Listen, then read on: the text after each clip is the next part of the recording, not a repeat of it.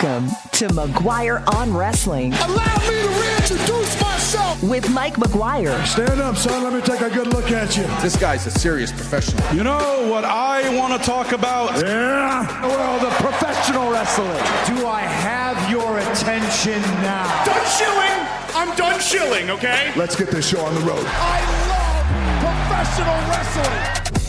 Hey, thanks for joining us for another week of McGuire on Wrestling. We've got a loaded show for you coming off of AEW's Full Gear pay-per-view, which took place in Newark, New Jersey on Saturday night. I myself just off the road from hosting Canadian Wrestling's Elite in Southern Alberta as they continue their cross-Canada tour. And, of course, there's lots of wrestling to talk about. We'll do that. Let you know a little bit about this show quickly. We are a weekly radio show and podcast, part of the Celebrate Wrestling Podcast Network, where you can find great shows like Legends and Champions with Andy Evans, The Alternate Commentary Table with Dimitri Karolis and Mitch Hontzias, who, by the way, is going to be joining us on the show today, and all sorts of bonus pods, always free, always about wrestling. And if you missed the big announcement last week, we are expanding our radio footprint into the Okanagan Valley in British Columbia. This is a big one, friends. This is probably maybe the second largest radio footprint now that I've had with any wrestling radio show. Maybe even bigger. I don't know 100% because it's just one of those things now where it's measured so differently with online and everything, but safe to say, having AM 1150 out of the Okanagan Valley is a huge thing. If you missed the announcement last week, we had one of the managers there from that radio station join us. He's a huge fan of pro wrestling. He loves the show. He loves hanging out with you. He's on the Celebrate Wrestling Facebook page now, too. And you can hang out with all of us there and have some conversations there. But either way, a very, very exciting time, and it's all because of people like you listening to these shows, supporting these shows, and having fun talking about wrestling with us. I myself, again, was really busy, so I didn't get to watch AEW Full Gear live, and then it was on the road, so I'll be 100% honest. I'm in highlight mode right now with the show. I've heard everything that happens, I've read everything that happens, and I have watched the main event, which, oh my gosh, what a disaster. But our friend Mitch Hontzias watched this show from end to end, start to finish, including the tailgate show, the pre-show, the 0 hour, whatever you want to call it, all the way up to the final minutes after the main event, the return of Swerve Strickland. We'll talk about that. All the title changes and retained championships, because there were a couple surprises there. The new national championship is out, so there's a lot of AEW stories, of course, coming down the wire here, but that's not all that's going on in wrestling. As we wrap up Full Gear, we'll talk a little bit about WWE Survivor Series, which is coming up next week, the War Games match, and the SmackDown Before, which will have a traditional Survivor Series match. Spoiler alert, if you go looking for it, you can find the results of that show now because they taped it last week. Because Thursday is Thanksgiving in the U.S. and Friday, they all want to go Black Friday shopping. I assume. It's going to be an absolutely bonkers time once again to be a wrestling fan. It already has been. We had the Blood and Guts match with AEW. We've had Dynamite since. And then, of course, the pay-per-view, which happened on Saturday night. So we'll talk all about that and a lot more. But first, as always, we're going to go through some of the biggest stories in wrestling's past week. We call it the 5 Count. You want to hear the breaking news? Well, I hate starting off the segment like this again, but we have to definitely send our condolences and best wishes to friends, family, and fans of legendary pro wrestling photographer George Tahinos. George Tahinos' work has been seen for decades, covering all wrestling companies, and can still be seen via a website, his Instagram, social media, and of course through archives throughout the decades. But George Tahinos was a class of his own when it came to wrestling photography. The amount of shows and matches and moments he's covered. Some of your favorite wrestling photos you've seen from shows are likely some of George's shots, because he's of that era where wrestling photographers were really revered. If you had a good one, you could get some amazing moments and some amazing memories from these matches. So I'm not going to sit here and pretend like I knew the guy like the back of my hand, but I know the impact that he's had on pro wrestling. And if you just Google George Tahinos wrestling photography, you'll see some of your favorite photos from wrestling history and even recent history. Okay, there's a photo of Samoa Joe from one of the AEW shows where he's doing the double birds while doing his drop, and it's a George shot. It's fantastic stuff. So again, all the best to his family, friends, and fans. The great George Tahinos, wrestling photographer, passed away earlier this week. Well, Tony Khan made a lot of headlines this week, not just for his standard AEW Full Gear pre-show media call, but actually by one media appearance that a lot of fans didn't see coming or going as well as it arguably did. After a rough interaction a couple years back with Ariel Helwani on the MMA Hour, Tony Khan returned to the show, this time live, face-to-face, and answered a majority of Helwani's questions. Now, there were tons of topics discussed. There's a full recap on the Celebrate Wrestling Facebook page, as well as really all over the internet. But Khan answered questions about certain things, including where certain contracted talents are, will they be appearing again, and names like Chris Jericho, who are still up in the air. Tony Khan also addressed the decision to air the backstage footage from All In the UK involving CM Punk and Jungle Jack Perry, saying that airing that footage popped a good rating for their show. You can find a link to the entire interview between Ariel Helwani and Tony Khan on the Celebrate Wrestling Facebook page. Well, this coming Saturday from San Diego, it is WWE Survivor Series War Games, and unlike the multiple match card that AEW had with Full Gear, so far only 4 matches have been announced for the Survivor Series. While it's expected that 2 more matches will be announced, right now we have Stephanie Vaquer defending the Women's World Championship against Nikki Bella. John Cena will defend the Intercontinental Championship against hometown boy Dominic Mysterio in their rematch. In the Women's War Games, it is Rhea Ripley, Io Sky, Alexa Bliss, and Charlotte Flair, plus AJ Lee, expected to face Nia Jax, Lash Legend, the Kabuki Warriors, and Becky Lynch. On the men's side, CM Punk, Cody Rhodes, the Usos, and Roman Reigns will face the Visions, Braun Breaker, Bronson Reed, Logan Paul, as well as Drew McIntyre and Brock Lesnar. In the U.S., this will stream on ESPN's app. In Canada and most of the world, it will be available on Netflix. Well, this is a bit of a silly story, but kind of fun at the same time. CM Punk and Roman Reigns, while they will be on the same side in the ring at WWE Survivor Series War Games, they will also be on the same side of the law in Zootopia 2, the animal-based animated film for kids, which is set to start production later on next year, has now cast CM Punk and Roman Reigns to play the role of buddy cops who just happen to be zebras. Apparently, this is all set up by their agent, who pitched the idea of having the two work together, and Punk and Reigns both agreed to the roles. Punk, because, let's face it, it's Disney money. And Reigns has reportedly said he looks forward to doing it because it's something his kids would like. And finally, WWE's Monday Night Raw makes its return to Canada in Toronto this coming January. So let's talk ticket prices. If you are looking to sit ringside right now, row 1, facing the TV camera, you're looking to drop $10,530 per ticket. Now, that's according to Ticketmaster verified resale. However, if you just want to be in the building and you're in Toronto, please don't look at refinancing your mortgage for these. You can get tickets up in the 300s for as low as $132.75. Keep in mind, though, those tickets are the ones that used to be the $25 to $50 range before. VIP packages are also available for just over $1,100. And while the resale market is still prevalent on this show, there's still a lot of first-run tickets available for Raw in Toronto in January. You're listening to McGuire on Wrestling. Coming up in just a moment, we're going to walk through AEW's Full Gear card from start to finish with the Ultimate Commentary Table's Mitch Hontzias, who watched the entire show, including the tailgate brawl. We'll get his thoughts, and then coming up, another edition of Yay Boo. You give your feedback to AEW's latest offering. This is McGuire on Wrestling.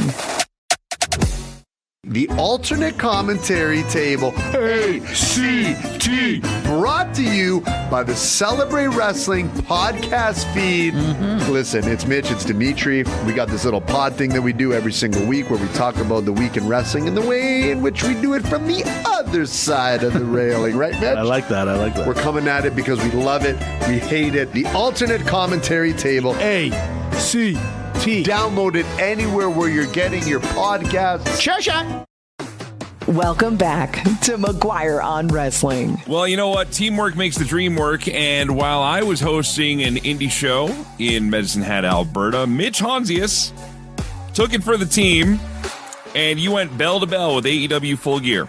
I took one for the team, and I'm going to tell you, I'm tagging Dimitri in for the next one.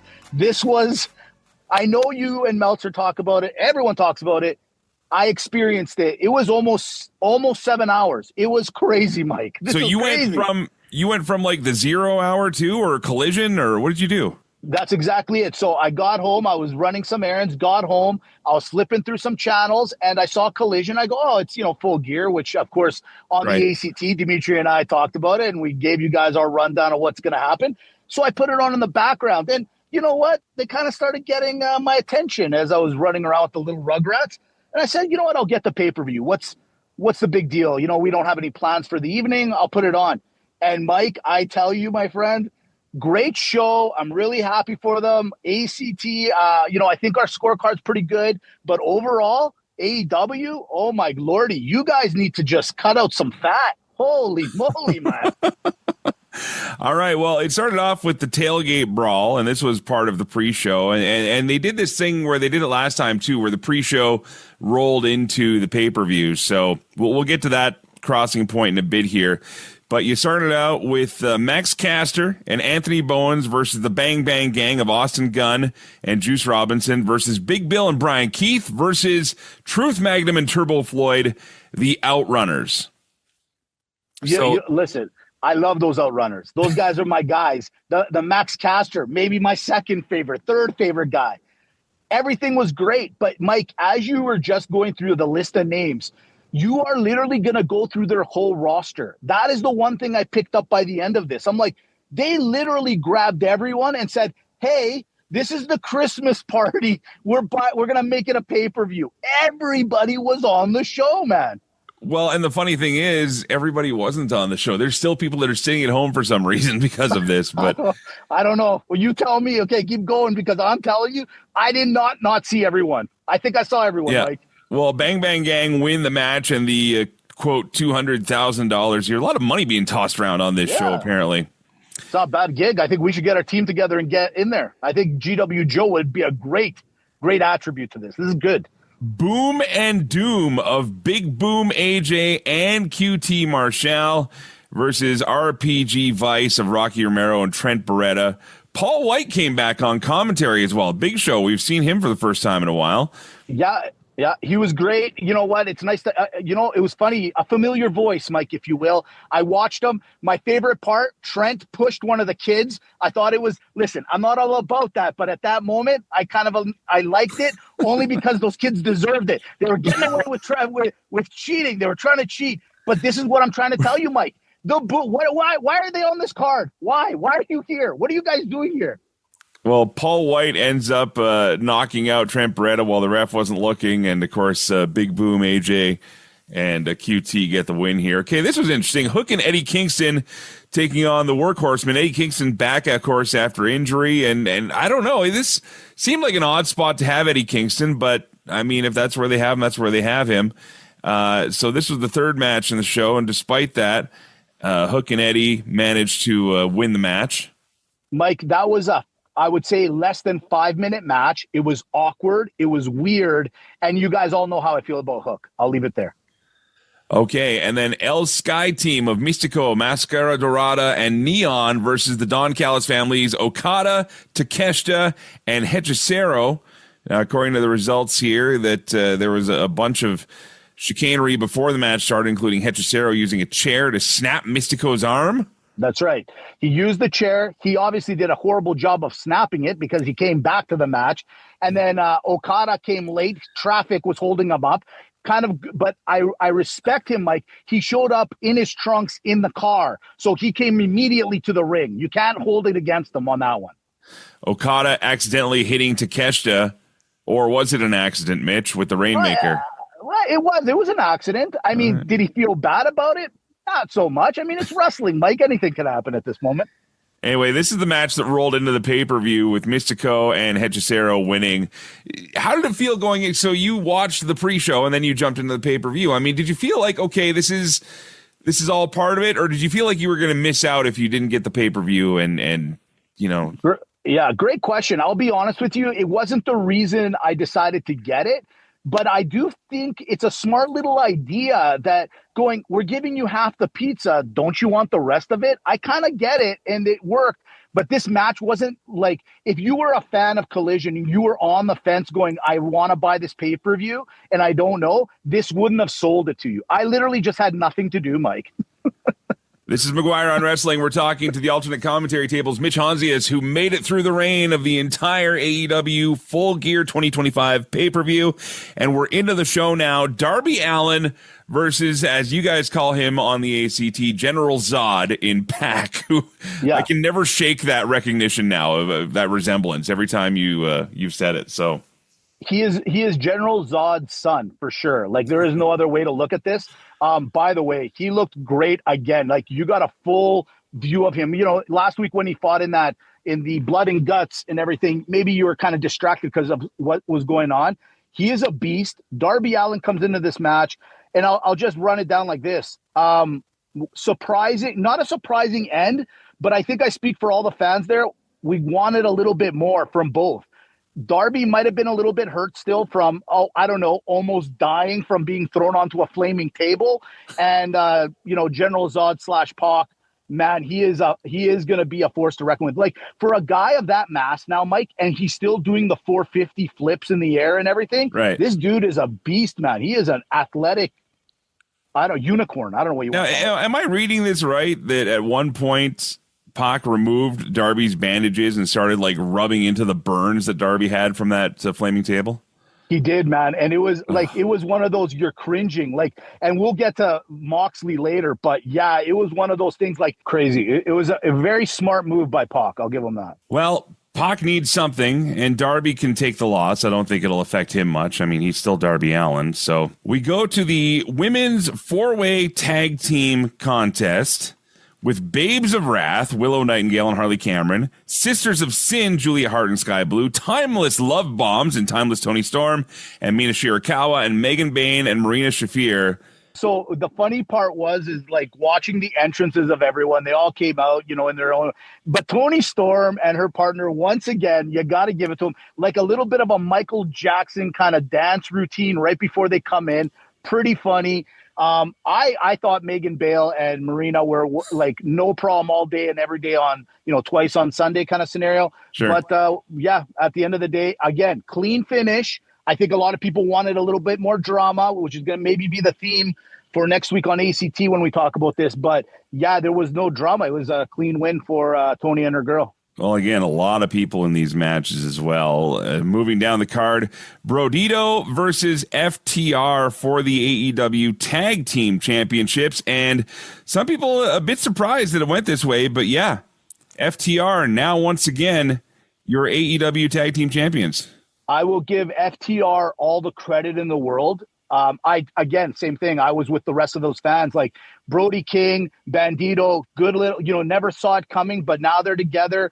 They were running at a high speed. Great match. One of my favorite ones of the night, I have to admit. But not unfortunately, FTR pulled it off. Again, clean win. No one can say anything about it. The fans were into it. They did get a lot of "you deserve it" chants, and they also got a little bit of "this is awesome" chants as well. So that one might have almost stole the show. I'll tell you which one stole the show later. All right, well, we get to yet another new championship in AEW, and this thing was revealed. It has a very old-school NWA feel to this belt with the AEW National Championship. I know people say, well, other promotions use that style too. Yeah, I know. Trust me, if you need a belt guy, I'm your guy. But it was very, very reminiscent of the old NWA styling here. Casino Gauntlet match saw Bobby Lashley, Shelton Benjamin, having a nice sort of obviously kind of technical. This reminds me hearing about when Demolition started the Royal Rumble years and years ago, where it was Axe and Smash at the same time. But then Ricochet comes in, cuts a promo, Gates of Agony, then attack Bobby and Shelton, and Ricochet takes out MVP with the microphone. Ricochet makes in on the match, but then dives onto Claudio. Daniel Garcia enters the match. Orange Cassidy comes in. Wheeler Yuta. And then the Death Riders, of course, have an advantage there. Kevin Knight, Roderick Strong, Mark Davis, Mike Bailey, and Matt Menard, who we haven't heard from in a while. Of course, Daddy Magic. That's right. This continued on, and nevertheless, Ricochet ends up pinning Kevin Knight to win the national championship. Your thoughts on this and how this championship was determined? It wasn't my favorite match, but it was the most fun match to watch. Ricochet stole I'm telling you, I'm going on the record right now. Ricochet is trying to be Dom to some degree. He wants to be that guy or feels like he can be that guy, and he's slightly getting there. He's figuring out little ways of doing it. He's doing it in a fun way where we're all appreciative. I'm telling you, this guy for the belt was a great, great move by AEW. There's so many more matches still to go through. Yeah, here. Tell me about it, buddy. All right, I heard a lot about this one, Jon Moxley and Kyle O'Reilly, and this is where the bloodbath of sorts really started to begin for this show. Yeah, so as this match started, it was one of those ones you kind of are in a little bit of disbelief. You're like, Kyle, huh? Okay, fine. Jon Moxley, okay. Sounds great. They go at it. The match was back and forth. It was a little technical as well, Mike. Like there was a lot of leg locks and a lot of flipping around. And then all of a sudden, Moxley just literally ran out of the ring at one moment, goes to Shafir. She pulls out the fork, just hands it to him, and he walked back right into the ring. And they went at it. And he was jabbing at – there was one moment where it kind of opened up where Jon Moxley was – basically jabbing Kyle in the head the way my son, my 1-year-old, jabs at food trying to understand and learn how to use a fork. Exact same way, buddy.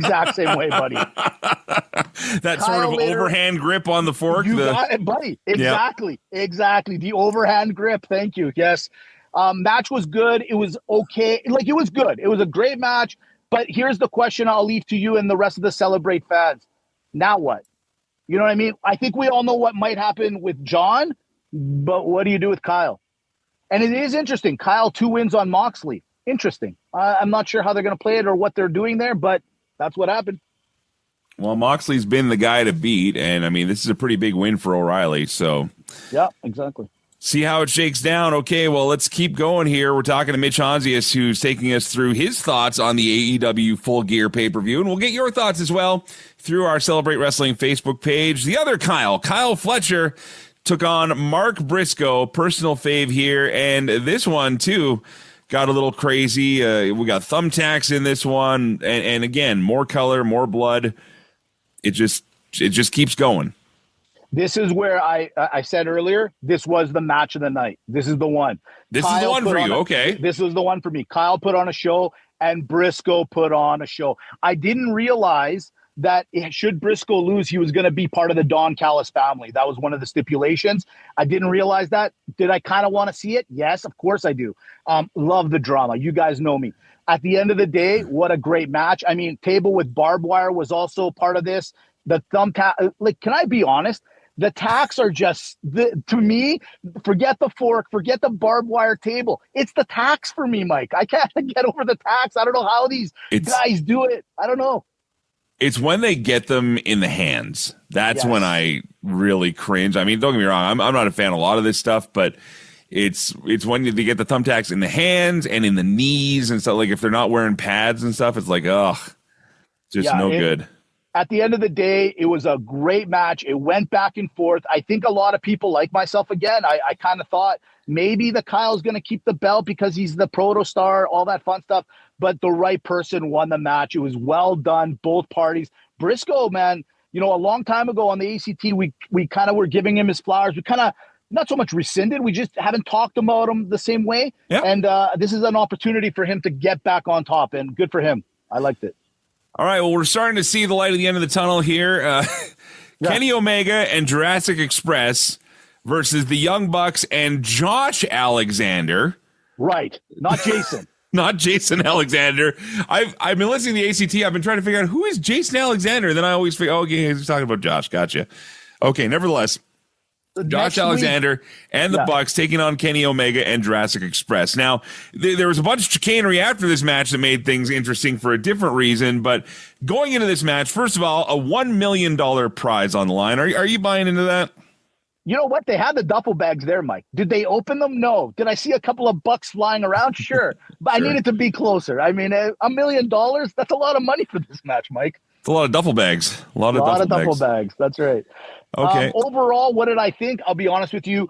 As much as I love the Young Bucks, as much as I love the Kenny Omega and everyone, and this one didn't hit the way I wanted it to, and it was even more evident at the end of the match after the Young Bucks and Josh won the belt or won the money. Don Callis is a very excited man because he invested in them and he's getting some of that cut. But then they see Kenny Omega getting attacked by the Don Callis family and their acting needs a little bit. I can see where they're going to spend that money. Acting classes is where they want to put that money towards. Yeah. So what happens, of course, after they win the match, they're walking to the back with Don Callis and Kenny Omega gets attacked by the family. Bucks say, nah, and make the save. We're seeing super kicks galore. There's handshakes. There's hugs. Is this officially the face turn of the Young Bucks? I think it is, my friend. I think it is. And I'll tell you the funniest part, and if anyone decides to watch it again or want to go through the highlights, Kenny Omega going back to the dressing room, I'm going to tell you something. I don't know if he actually twisted his knee a little bit. Hopefully he didn't. But, man, he played it right to the back. Like, right to the back. Even Luchasaurus is like, do you want me to carry you? Like, none of the guys knew what to do with Kenny Omega at the end. So like, we saved you. Now we're going to walk you back, too? Like, what else are we going to do with you? It's crazy. We go to the AEW Women's Championship, the one that has eluded Mercedes Moné despite her 57 championships. She's won all over the place. She comes to the ring with all of them to take on Chris Statlander for the AEW Women's World Championship and fails. Yes. Statlander hits the Saturday Night Fever, retains the championship. Were you surprised? I was. And by the way, I forgot, not that I forgot about this match, the Kenny Omega match. I was like, oh yeah, this match. Then they started fighting. I'm like, oh my goodness, we still don't even have the main event yet. Like, I'm like, holy moly. Okay. So as I got into this match, I'm going to tell you something. I got an inside glimpse of what Dimitri's brain looks like or what he dreams about at night. So Mercedes Moné had about 13 guys without their shirts on the side, holding her belts as she entered in. It was basically seeing a very image of Dimitri and how he dreams at night. It was actually quite, I was very excited because, sometimes you think you know a guy and then you're like, that's what Dimitri would have dreamt up. So the funny thing is with that, though, is that Dimitri would also dream that he was each one of the 13 guys. 100%. And they needed Dimitri, and I'll tell you why. The guy at the very end was holding 2 belts. They needed an extra guy, so Dimitri would have been there. And then Statlander had this like makeshift old weird-looking spaceship that she kicked in, like she literally jumped out of for her entrance. So right off the bat, I was like, this is great. This is just chaos is ensuing, right? The match, yeah, man, I'm not going to lie to you. I thought this was the time. Why would you not give Mercedes all these belts? But they did not. And the more I think about it, Mike, the more I think about like, man, this card was pretty crazy. So it was a fun match. It wasn't I think these two ladies would say if they had a presser, I don't know if they did or not, but Mike, they would say they could have maybe made it a little bit better. They were a little off on some things. It wasn't as exciting as I wanted it to be. Like the Toni Storm Mercedes, much better matches, much better fights. This one just lacked a little bit for me. All right, well, that takes us to our main event, talking to Mitch Hontzias about AEW's Full Gear 2025. We'll get to your feedback with another edition of Yay Boo coming up. But here it is, the AEW World Championship, Hangman Adam Page taking on Samoa Joe in a steel cage match.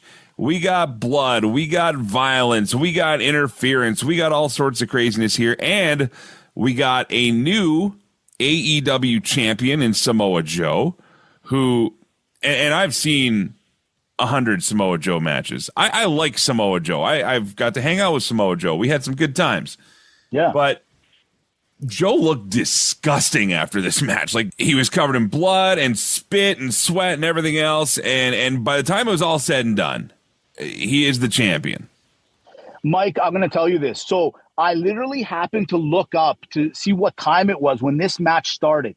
This was in Jersey, okay, where the New Jersey Devils play in, I'm sorry, the name of the arena eludes me at the moment.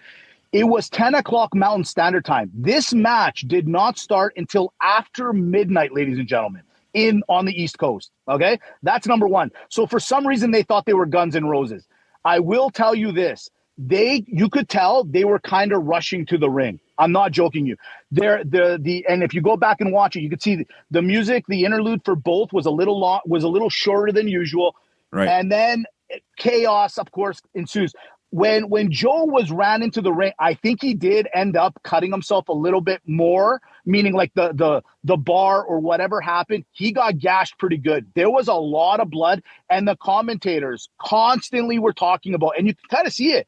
Samoa looked a little woozy. He was losing a lot of blood. I would not have been surprised if Tony Khan was giving him a blood transfusion in the back after the match. It was crazy.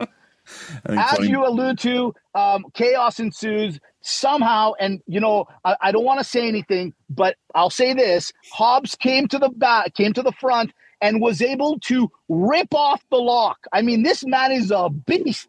He's a beast, ladies and gentlemen. And he got into the ring, which you started realizing, hey, when Adam Page wants to do his favorite move to finish him off, he's not going to have any clearance. Well, it's funny how that door opened and all of a sudden he had clearance. He ends up hitting him with it. And, the referee's knocked out at this time, Mike. 1, 2, 3, 5, 6, 7, 8, 9, 10. No referee. Hook comes out. Oh, my goodness. It's Hook, everyone. But he changed the side. He moves over, takes his jacket off. He hits Adam Page with the belt. Ladies and gentlemen, Hook finally was relevant about something, and he joined the Ops. And then Swerve shows up. I still like Hook. Okay, I don't know why, Mike. I love you. I don't get it. We'll talk about it another time. It worked right now, and I'll leave it on this, Mike. And I appreciate you giving me the opportunity to talk about it. When Swerve came out, we said this about Adam Copeland when he came back years ago. You don't need a 5-hour interlude to come in, okay? Prince Nana literally was on deck for about 30 seconds. Then Swerve comes out, and then Swerve took his time getting down to the ring. And then, of course, he decided to beat the crap out of everyone. And, now we got Adam Page and Swerve kind of side by side. We'll get to that. And Samoa Joe and new world champion. You're right. Well, you know what? They got to shake it up. But, I mean, new alliances, new teammates, new friendships, whatever you want to call it.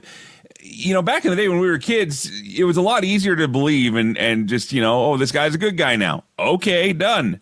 But nowadays, there's a lot more story. I mean, he did talk about burning the man's house down, for goodness sake. And don't forget, Swerve all started this when he showed up in Paige's baby's bedroom. So, I mean, it's... The fact that we're talking about this, I feel like we're talking about a daytime soap opera now, but it is what it is, Mike. It is what it is. Well, he is Mitch Hontzias.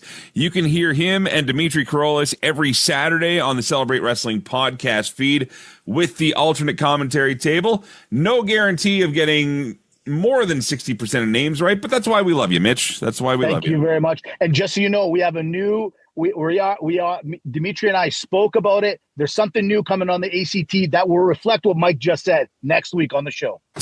All right. I think I'm looking forward to it.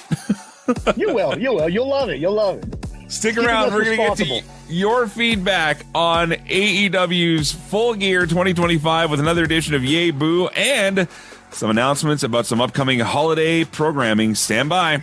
This is McGuire on Wrestling. Legends and Champions is your weekly fix to go old school, looking at the classic world of professional wrestling. From Hulk Hogan to the Hitman Bret Hart to the Icon Sting to the total package Lex Luger. We have it all each and every week on Legends and Champions, part of the Celebrate Wrestling Network.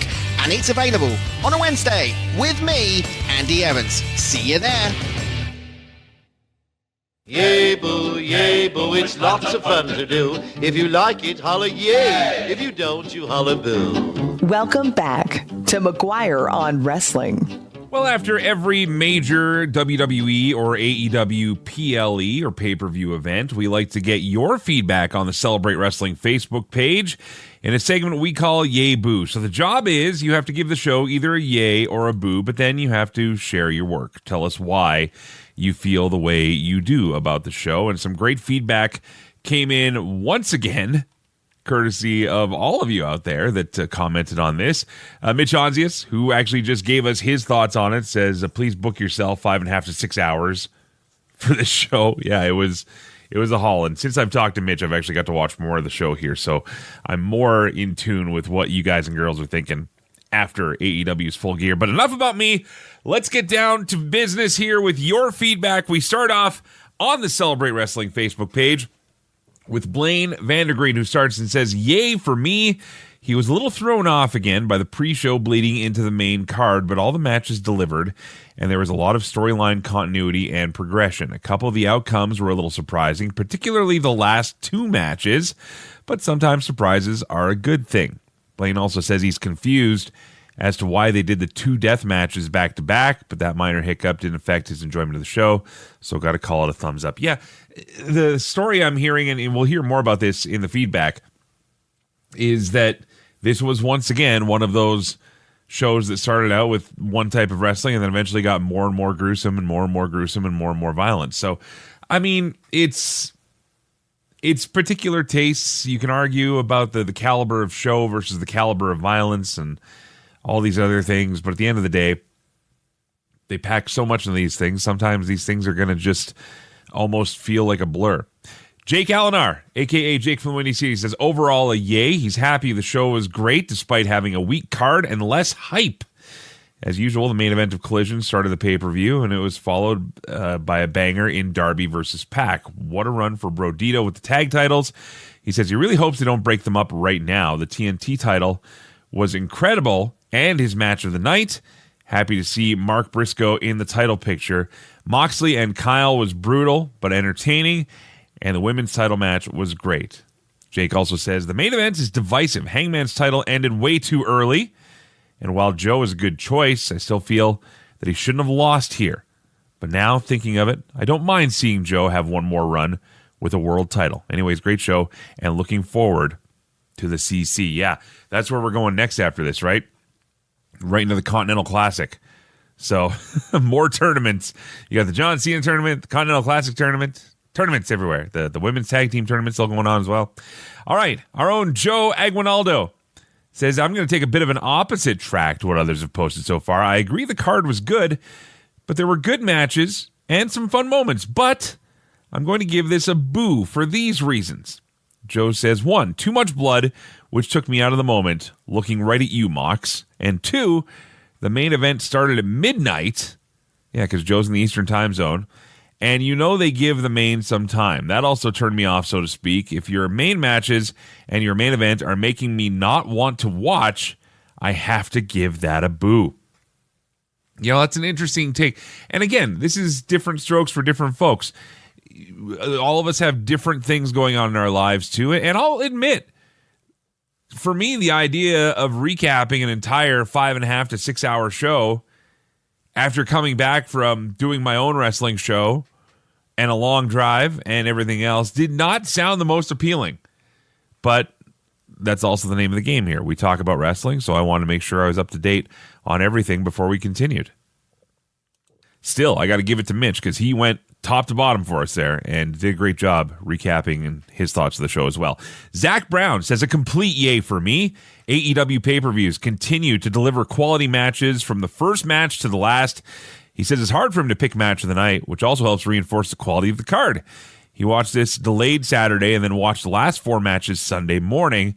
That helped avoid the usual long nature that AEW shows typically feel. The Continental Classic looks to be setting up for a stacked edition coming up. Really excited to see what AEW delivers next. Yeah, Zach is a big AEW fan, and that's great too. But I do want to just be that guy for a second. I don't need any wrestling show, and we've talked about this with the 2-day WrestleManias, the 2-day everythings, right? The 2-day SummerSlam. I don't need to be spending 2 days watching the same show. I just don't. And that's just me, my personal timing. So I'd like it to be personally more condensed. Even if we spread this stuff longer, but again, wrestlers are getting paid, so what am I going to complain about, right?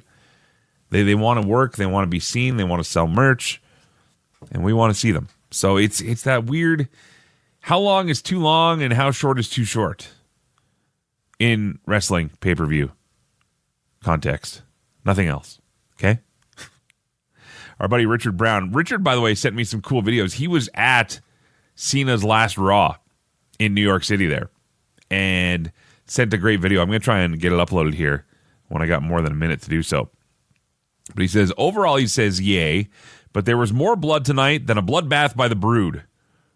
Yeah, I just keep thinking back to, because I've watched the main event now, talked about it, and it's not even the match itself, it's the after when Joe's got the belt and Swerve comes out, and the blood and the sweat is just running down, and he's like spitting it out of his mouth. Oh, even just saying that now still just gives me kind of the heebie-jeebies a little bit. Okay, Devin Axman, another one of our resident AEW fans. He's got a bit of a read here, so I'm going to try and get through as much as I can, okay?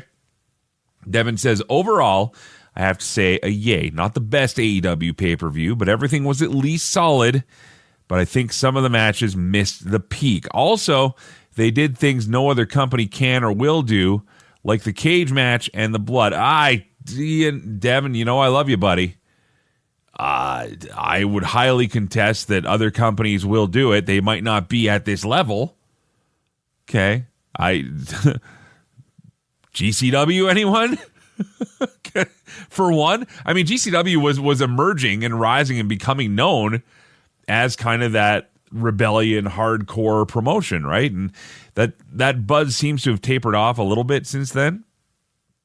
But I would say that there are companies out there that are willing to do that sort of thing. Anyway, Devin goes on to say, the safety police aren't going to like this show. Yay for the Costco guys being on the pre-show so I could fast forward. He says, I want handwritten apologies from the people who said they would move business. The trios match was ruined by an annoying story with Takeshita and Okada. Is that annoying? It kind of makes them interesting, doesn't it? I don't know. Devin says, why couldn't they try to one-up each other and then accidentally hit each other? Also, why should I care that Okada has a sports car? Because he's rich and we envy them. That's why.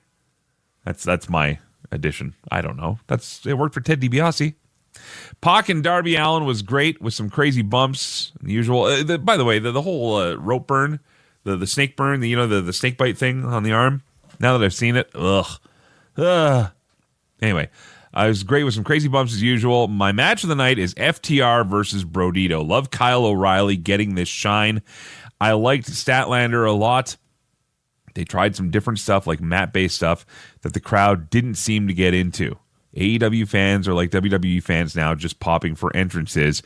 An all-timer blade job from Joe. I remember him being mad they stopped the match for a minute due to blood in NXT TakeOver show, and the crowd chanting, let Joe bleed. Not an issue tonight, but I want to see one cage match where people don't get in the cage. Impossible, I fear. And then he rates it. Oh my gosh, Devin. Overall, 3.5 Mr. Big Sticks out of 5. That is an unofficial Mr. Big Stick rating, Maple Leaf Foods, but boy, would we love to have that be a thing. That's exactly how we should do it. It should be the Mr. Big Stick ratings. Yeah, I'm all for that. Let's keep going here. Chris Hodnott says, yay, once again, AEW delivers on a pay-per-view. Continuing from the pre-show, CML Trios match into the pay-per-view window once again worked. Did it, though? I'm of the class, and maybe it's not popular, but I'm of the group that says, sure, it looks kind of neat, but at the same time, does it? I don't know. The pyro going off while all the guys are scrambling in the ring, it kind of threw me off a little bit. But that's me personally. All right, back to the comments here. He says, the card was pretty solid. The only criticism is there's been a lot of blood in the last 2 weeks in AEW. Think we should be using this more wisely. Remember, we had Dirty Duke Durango on last week, and we were talking about blood and color and everything. This is actually in the interview, the full interview that went up. If you haven't listened to the Independent Spotlight with Dirty Duke Durango, It's actually a conversation that him and I had about me possibly getting color in a thing and how he talked me out of it, essentially, which I still thank him for to this day. Anyway, bottom line is there's a lot of blood. There's a lot of risk involved with that, too, which I don't like. And even if everybody's tested and cleared and everything, things can still happen. So, yeah, I'm with you, Chris. I think we do got to use it a little more sparingly in the future, but we'll see what they decide to do. If something tells me once the toothpaste is out of the tube with AEW and blood, it's not going back in. It's not going back in. Finally, Craig Usher says, a great fun show that really delivered as AEW does on PLE. Bottom line is, if you're entertained, it's a yay, and a very entertaining and enjoyable show. Yeah, that is indicative of a yay, Craig. That's exactly what yay means. I get what you're saying, man. I get what you're saying. But nevertheless, there you go. Some of your feedback on AEW's Full Gear 2025. As for me, I got to go ahead and say I'm happy Swerve is back. I think he is one of the best marketable, ready-to-go package stars they can build off of right now. I think he's got credibility. I still don't need to see him drinking blood ever again, or Adam Page, or anybody else. But Swerve Strickland has what it takes, I feel, to be that guy. And the new music, like, I love the old music, but the new music, and apparently it's by one of the founding members of the Wu-Tang Clan, like, this is amazing stuff. Amazing stuff. So there you go. Our take on AEW, thanks to your feedback on the Celebrate Wrestling Facebook page. Before we go, WWE Survivor Series, some thoughts going in, and an update on our holiday programming and some special guests that are headed our way. This is McGuire on Wrestling. CKXU-FM 88.3 in Lethbridge is Southern Alberta's true alternative radio station. The cream of the crop! Nobody does it better. Proudly carrying McGuire on Wrestling every week. Yeah. If you're looking for something different to listen to, This is gonna be a slobber knocker! check out our NCRA award-winning lineup of programs or stream us anytime at ckxu.com. Welcome back to McGuire on Wrestling. As we're counting down in the final segment here of McGuire on Wrestling, all eyes now move to WWE Survivor Series from San Diego. This coming Saturday, I have some bittersweet memories in San Diego. May have involved a near-death experience. I'll share that story with you another time.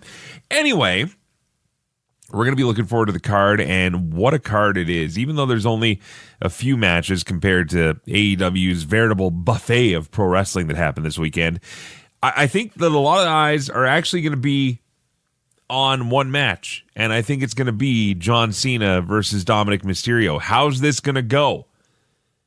Realistically, it should be Dominic Mysterio regaining the Intercontinental Championship somehow, right? We know John's got 2 of these left, and this is one of them this weekend. After that, it's Saturday night's main event, and then poof, we can't see him for real. Well, we can in movies and TV shows and probably commercials and everything else, but I think this is going to be something special. So having it in the baseball diamond makes all the sense in the world. I hope the weather holds out for it because, you know, this time of year, you can get a lot of rain down there. But either way, it'll be a ton of fun. We will have a discussion thread for you on the Celebrate Wrestling Facebook page, as well as a Yay Boo segment waiting for you to do that night after the show as well. And then, as we get closer to December, Holiday Hullabaloo will be returning. There will be a bit of a Christmas break as well, but I'm working on some special programming, including some guests who I've hung out with recently. And we haven't actually recorded anything yet, but we've got each other's numbers and names and stuff, and we're lining stuff up, as well as some names that maybe you never expected to hear right here on McGuire on Wrestling and the Holiday Hullabaloo. I always love pulling some stuff out of random places, so I will say this. It's someone that I've never done anything with professionally before, as far as radio or podcasts go, but someone I've always wanted to. That's one of the people in the coffers here standing by for you. We are plumb out of time for this week, but as always, want to thank you for checking us out. Thank you for joining the Facebook page. And as always, most importantly, thank you for listening and letting all of us do what we do. Until we speak again, play safe, drive safe. Besinia. McGuire on Wrestling. Online and on the radio. Listen to the show Mondays at 4 p.m. Mountain Time at CKXU.com, wherever you get your podcasts, and at McGuireShow.com.